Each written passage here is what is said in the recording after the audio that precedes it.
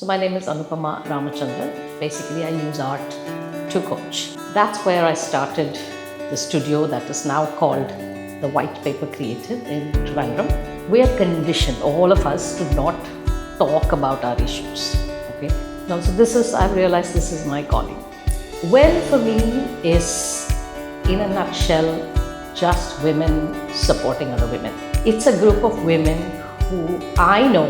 I may not call them at 3 a.m., but if and when I need to, I know they will be there. Hi, ma'am. Hello. So, ma'am, could you please introduce yourself so that our audience can know more about you and your business? So my name is Anupama Ramachandran, and I am an art-based coach. Basically, I use art to coach.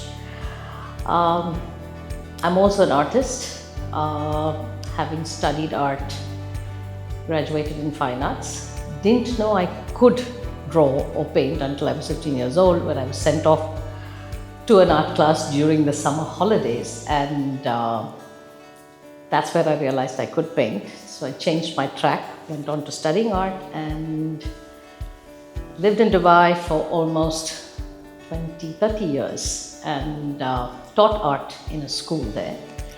And in the course of my teaching, somewhere I realized that there were elements of, art as therapy that I was using in my lessons, but not really knowing how to use them. So went back to studying art for healing. I did my post-graduation in art for healing, and husband retired, so we moved back to India, and that's where I started the studio that is now called the White Paper Creative in Trivandrum,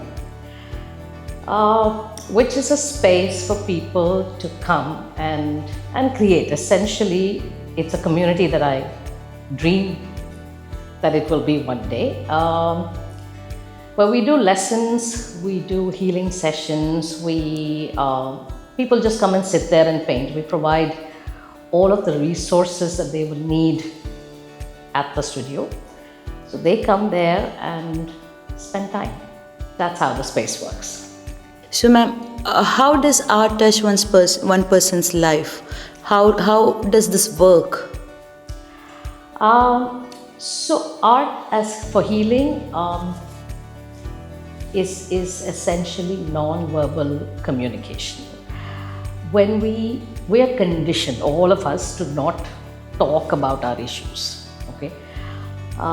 So the way this healing modality works is that I don't need to hear a backstory. Okay. My job is only to guide you to think in a direction where you are able to heal yourself. So the premise is that once it comes out, then it's not an issue anymore. So there is a process, of course. So I don't do anything that's clinical. For me, I do only the part of art for healing which is non-clinical, helping people deal with emotions, where feelings of self-doubt, fear, guilt, shame, grief, anxiety, all that sort of emotion is what I help heal. So how did you come up with this plan of healing others through art? What made you do this? No, so I've realized this is my calling. This is the purpose of my life, to support individuals to find joy in their creative process. So basically, your summer vacation changed everything. It shaped your future. So what do you have to tell the aspiring business entrepreneurs, the women out there who are planning to start their own business? That go with your gut instinct. Listen to yourself. And the universe has your back. It's working for you. And whatever you desire will happen. But you have to show up and commit to it. Cool. So, ma'am, how did you end up being a WEN member? And I believe you are the co-member of WEN. How did it change your life? How did WEN help you to grow? So when happened to me at a time when we had just moved back to India. This is my first time living in Kerala, in Trivandrum, and I knew nobody.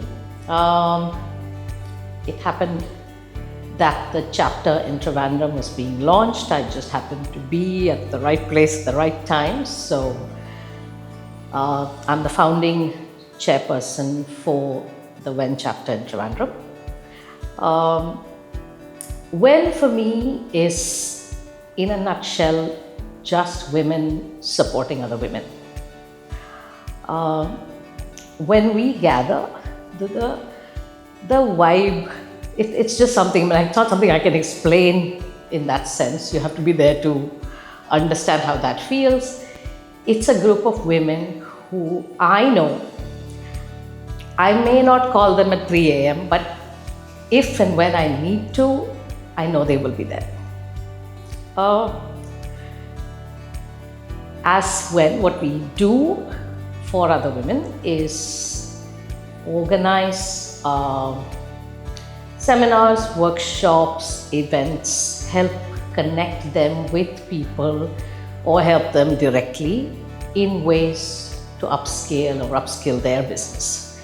Because we've got a whole range of women entrepreneurs, from people who are making, pickles from home to the bigger resorts and multimedia houses and, larger businesses in that sense. So it's a whole range. So to get the women to understand that they need to upscale themselves, to help change that mindset. For a lot of women, they're very comfortable being where they are.